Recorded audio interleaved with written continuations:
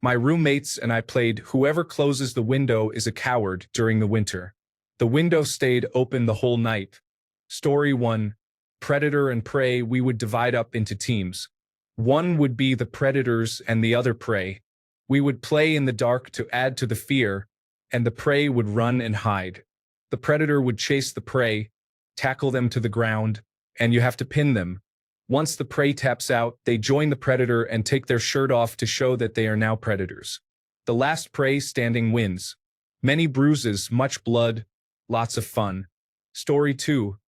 Capture the flag in the woods with only one pump of the BB gun.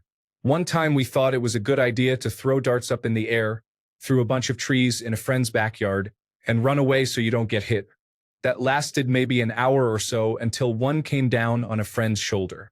Story 3. Oh man, where to start? I think my personal favorite was a game where you could smack someone in the face if they asked a question that ended in a one-syllable word. I think we got that one from a movie or show. It lasted forever, and we all got clever with how we phrased our questions. And this was in school, so if we were in class and someone asked a bad question, you could call them out and smack them after class. Then there is the classic doorknob. If you burp or fart and someone said doorknob before you called safety, they could punch you in the arm until you touched a doorknob. The beauty of that was very few doors in our school had doorknobs, and we didn't count door handles. Also, the circle game. Story 4. Super slugs. At a sleepover, we would climb headfirst into our sleeping bags and then stand up and try to run into each other. You were more likely to run into a wall or a table, though. Story 5. We would dump all of our Lego bricks and Hot Wheels toy cars onto the trampoline and jump on it barefoot. The pain was excruciating, but all the toys flying around looked and sounded super cool. Story 6. Mr. President.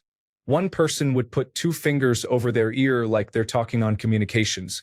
Eventually, everyone would notice and do it too. When one person is left who hasn't noticed, you yell, "Mr. President, there is a shooter. Get down." And then you all tackle him. Story 7. Bloody knuckles, punching each other's fists until one of the people quit. Quarter game. I don't think it actually had a name, but you would use your thumb to launch a quarter between your pointer and ring finger at someone else's knuckle until they bled. Tackle football on the parking lot or in the woods by the apartments we grew up in. Lots of dumb stuff that caused pain. Story 8. I lived in a dorm where we had dorm Olympics, which included a blindfolded race around the dorm with 2 floors and 4 large hallways. People actually ran full speed while blindfolded. I ran teeth first into a concrete wall. Story 9. Walking home from school in the winter, when we got to our street, we would take off our shoes and socks and run through all the snowbanks until we got to our house or until everyone else quit. Story 10. We used to play a game we called IRA.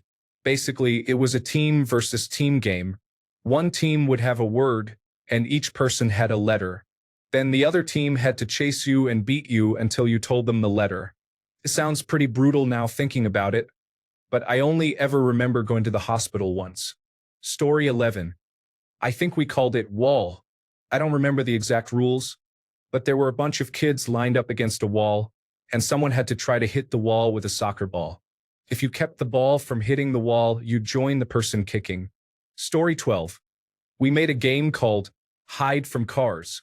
Pretty straightforward. You walk around the city in the early hours from 2 to 4 a.m., and the second you see car headlights, you run and hide wherever you can, in people's yards, behind vehicles, and in alleys. It was a fun rush of adrenaline for 10 to 12-year-old me, especially when your hiding spot was flanked by a new set of headlights coming from a different direction. We stopped playing after one set of headlights turned out to be a police officer. We were hiding in some bushes, and the police car stopped right where they last would have seen 2 suspicious people running. We hunkered down for a good 15 minutes while a couple of squad cars continued doing patrols around us. Never got caught, though. It was good fun. Story 13. Nutball. Exactly what it sounds like. You'd sit on the ground, legs spread with your feet touching the other person's, and lob a tennis ball at each other's jewels. Story 14. Smear the Queer. It's a football game with about 5 to 20 players. Whoever has the ball gets tackled. The goal is to hold the ball and dodge people for as long as possible. Suicide/butts up. A tennis ball and wall game where you and any number of other players throw a ball against a wall. If the ball touches you without you catching it, you get hit until you touch the wall. That's the suicide version of the game. In the butts up version, instead of everyone hitting you, you go to the wall and face it, and someone throws the tennis ball at you. Story 15. We used to play hot potato. One person would go to one end of the hallway and another person would go to the other end. Sit down with your legs spread wide open. Then you'd take turns lobbing a potato at each other's groin. The first person to get hit by the potato lost. If you flinched, your opponent got to get up and tag you in the groin, which equals a loss. Story 16. Shoot arrows up into the air while lying flat on our backs. Then pull a sheet of plywood over us. They were really blunt arrows, the practice kind or whatever, but still dangerous. We did a more fun version of that by lying on our backs and shooting our paintball guns up into the air. Tons of paintballs. We wore masks, so no real danger for that one. Story 17. We would pretend to sword fight invisible enemies. We went on hours-long missions to defeat enemy bosses in their lairs, which happened to be wherever we ended up after a couple of hours of walking around the neighborhood. I'm pretty sure anyone who saw us thought we were foolish. Story 18. My friends were my cousins, and we jumped out of the second-story window to land on a couch outside. Everyone below would get close and flail their arms, like playing chicken, making you scared the whole fall. It was so fun and scary, and a few of us landed on concrete, but whatever. Mudball fights upgraded with rocks. Filling Easter egg shells with pebbles and bombing each other.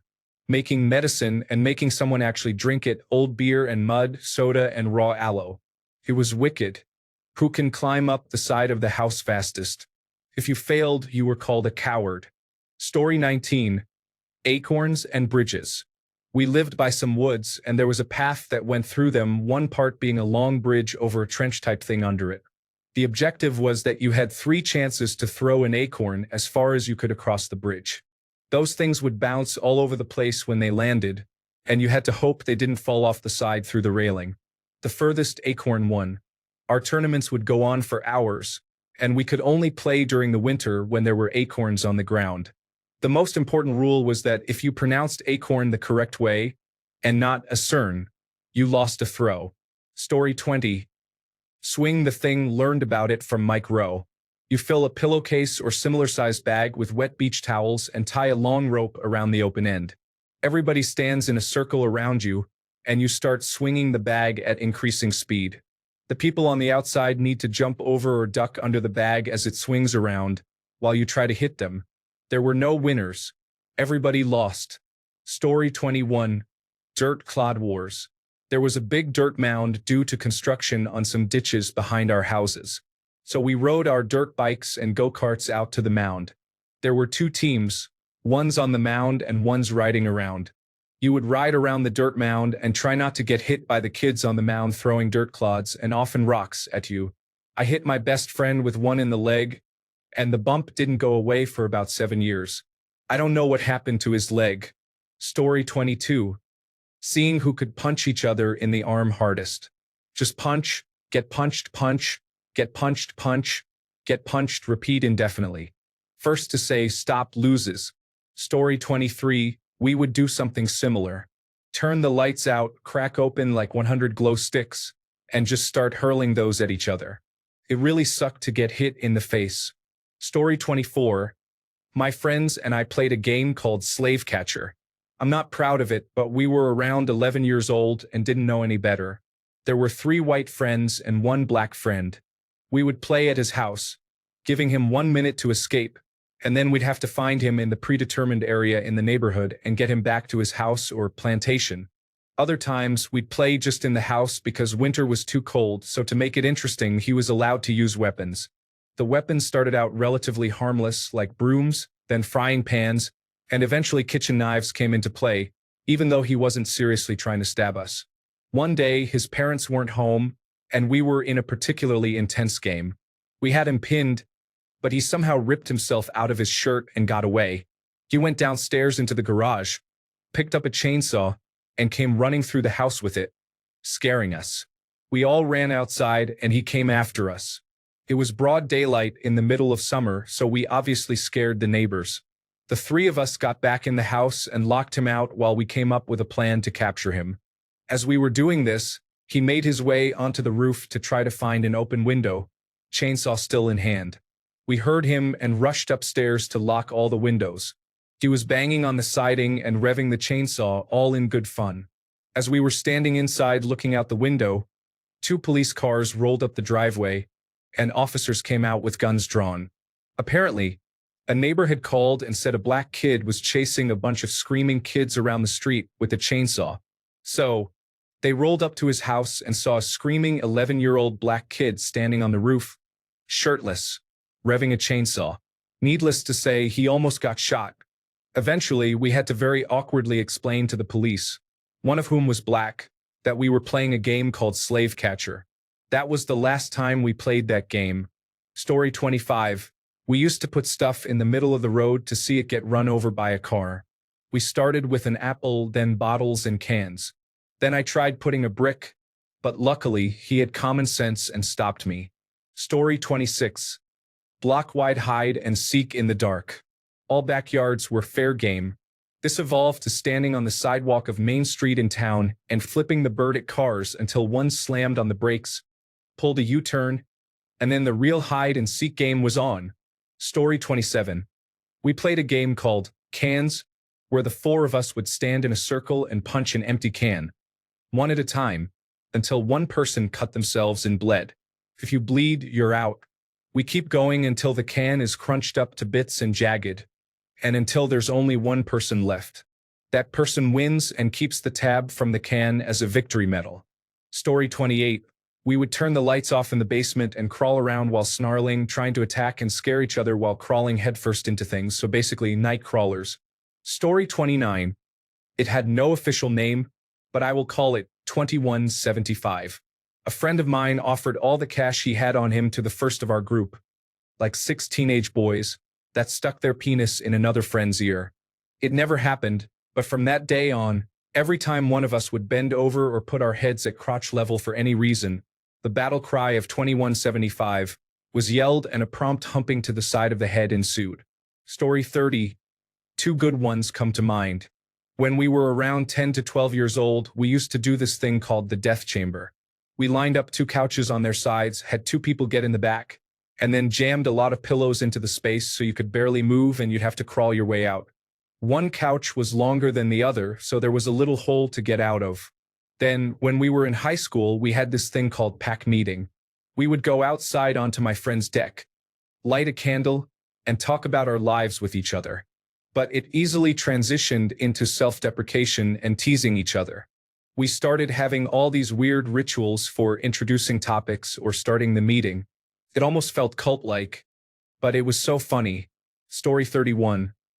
Okay, so I don't know if any Irish people will see this, but my best friends and I used to hit apples at each other with hurleys. To those who are wondering, a hurley is a stick used to play the fastest field game on earth known as hurling. There were 3 cooking apple trees and 4 normal eating apple trees in my yard, and a good hard windfall apple to the back hurt for days. It was fun times. Story 32. Invisible rope. We would stand on opposite sides of the road and pretend to pull a rope tight in front of cars. We got a lineup of 7 cars, but it could very easily have resulted in a crash. Story 33. Full contact hide and go seek. You're not found until you've been tackled to the ground.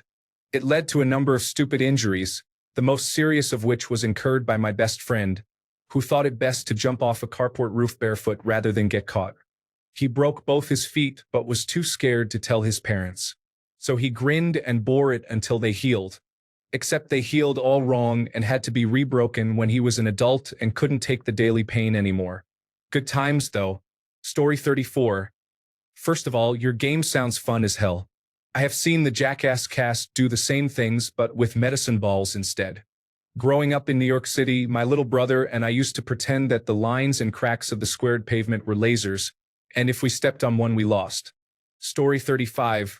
We would have someone sit in a wagon and then we would tie that wagon to a couple of bikes. The objective of the game was to flip the wagon and mess up the riders. Needless to say, I managed to completely destroy the skin on my knees, but being in that wagon was exhilarating. Story 36. This is going to get buried, I'm sure, but here goes.